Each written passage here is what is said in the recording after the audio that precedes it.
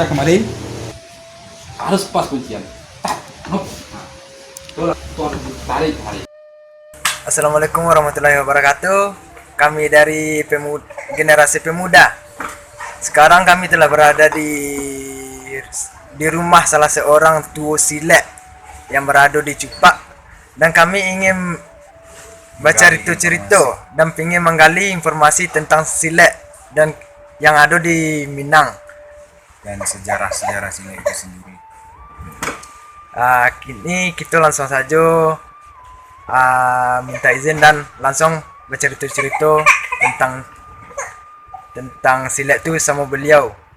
Kalau berarti kalau yang dibaca aliran itu kalau jurus sih, nah jurus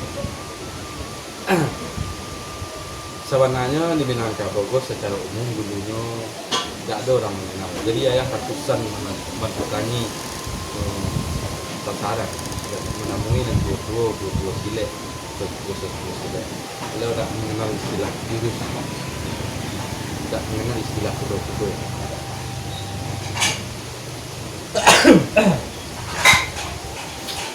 Kalau awak tanya kudo-kudo kayak itu orang tua ni tunjukan apa kerang koro atau rumah atau kudo-kudo aja. Itu yang tak angkat kudo, anak moro pak, get, tak baca awak kan, tumpal lah. Jadi ketika kok yang memulai dari kantor itu sebenarnya ada berbagai cara seorang guru-guru yang mengajarkan kamu dengan cara menghafal gerakan. Nah, artinya jadi nama istilahnya jurus lah. Tapi yang sebenarnya silat ada mengenal jurus sebenarnya. Tapi itu adalah salah satu cara dari guru. Seorang guru untuk sampai memberikan kepandaian sendiri. Jadi juga dengan sistem mengapa gerakan taiko batangga lah, kalau bahasa orang itu batangga dia bikin kelas itu. Nah, itu gerakannya kita ikut sampai sini, aku boleh kan sampai sini. Nah, itu salah cara metode guru mengajarkan kamu, dikenalkanlah nama-nama. Tapi kebanyakan secara umum tua-tua silat mengatakan silat itu tak berdurus. 5 tumbuh 9 siang, 5 beranak 9 dibuai. Itu keduaan akan menyesuaikan dengan situasi. Nah, itu diistilahkan dengan bawa balik ketika tadi beraja melangkah. Jadi ketika beraja melangkah, ketika melangkah di jalan tumpiang, melangkah di jalan data, melangkah di jalan yang mendaki segala macam. Awak harus siap di sini. Nah, ini salah satu jurus itu sendiri sebabnya ada macam-macam. Ada orang namanya tinggi dulu deh, dia boleh, kemudian ada pacar-pacaran. Ada nama orang gerakan kamu 33. Nah, kalau pecah banyak orang bawah. Ada nama pacaran lo 9. 9 kalau dimulai banyak lo gerakan-gerakannya ke bawah kan. Nah, itu kalau dalam bahasa dulu. Tapi kalau kembalikan kepada rumusan tentang jurus ya, tentang konsep jurus pada pendidikannya itu adalah dia mengalir mengikuti rama dan kehendak Allah. Itulah yang mengatakan 5 tumbuh hari siang di siang itu sendiri, artinya harus bisa awak menyesuaikan dengan situasi dan kondisi yang sedang ada. Silat adalah sebuah pertarungan dalam arti yang sangat luas, pertarungan kehidupan. Jadi awak harus bisa menyesuaikan dengan segala situasi. Kalau awak kaku memandang gerak langkah silat, artinya awak tak bisa menyesuaikan diri dengan berbagai situasi. Jadi jurus adalah merupakan salah satu metode bagi sebagian guru untuk memberikan lebih mudah. Jadi macam-macam jurus namanya. Dan beda-beda lah tiap negara ada namanya erak kabogatang lah. Ada namanya ya macam-macam. Guntiang, segala macam banyak nama jurus. Tapi intinya silat pada akhirnya dia tak mengenal kata jurus. Sebuah pertarungan tak akan mengenal kata jurus. Umpamanya kalau kuat sama kuat kan kita guru kan kemarin di bawah orang tak mungkin bawa dah. Itu tak kaget dah kan. Kalau cakap lah, kalau orang dah jangan kita guru dah kemarin bawah Iya denda saja. Itulah kato. Jadi jurus silat itu terumus dalam satu kato. Hanya itu kato yang satu itu Siganjur Lalai. Siganjur Lalai itu adalah kata ungkapan rumusan yang mengandung pemahaman nilai yang sangat dalam, membutuhkan pemahaman yang sangat dalam untuk memahami Siganjur Lalai. Ada dua kata di sini digabung. Hanya itu dia ada narasi menerangkannya pada tampu suri nalabi. Itu nanti katakan Siganjur Lalai. Kurang paham apa do tampu suri nalabi. Kurang paham ditambah narasi sekitar. Lalu kata ruang patah samui tapi dia tidak mati. Lalu kata ruang patah timbul.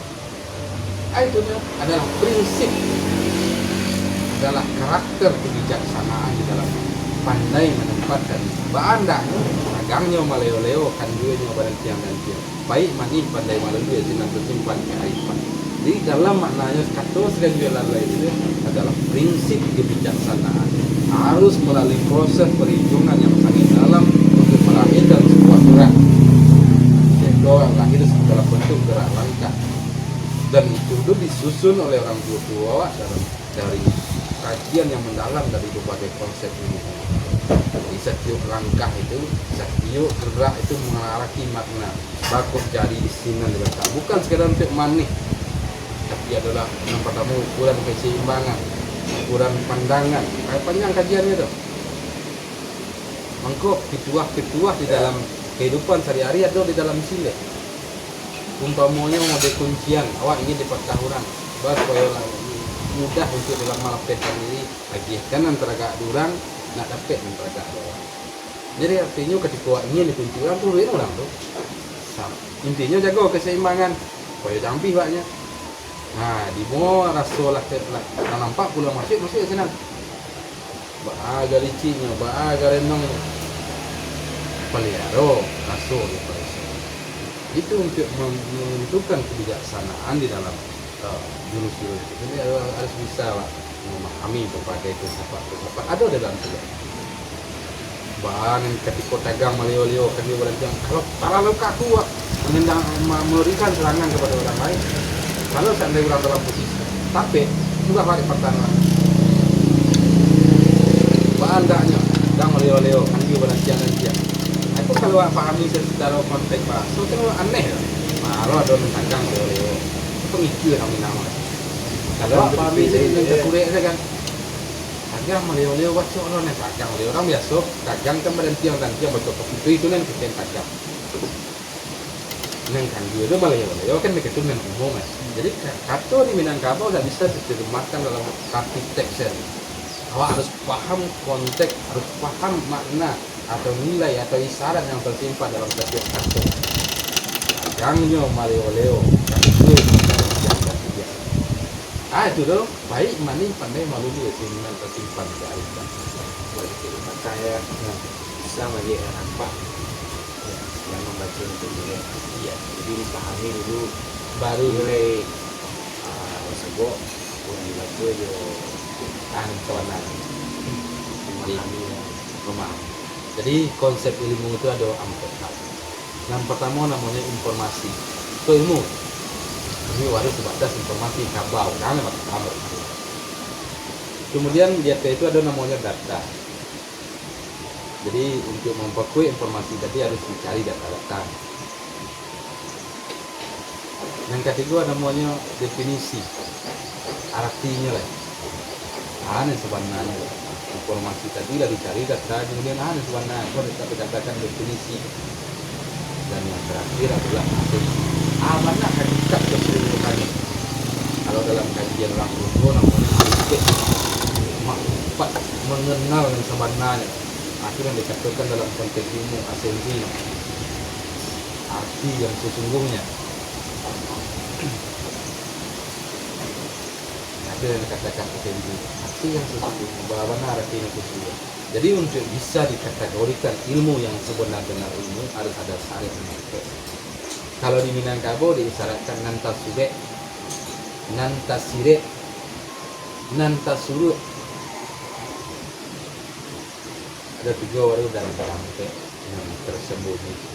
Jadi bahasanya kan marah-marah. Tapi itulah gambarannya. Ada informasi, ada data, ada definisi, dan ada asensi. Lah, ada nampak macam tu baru aku paham tentang sebuah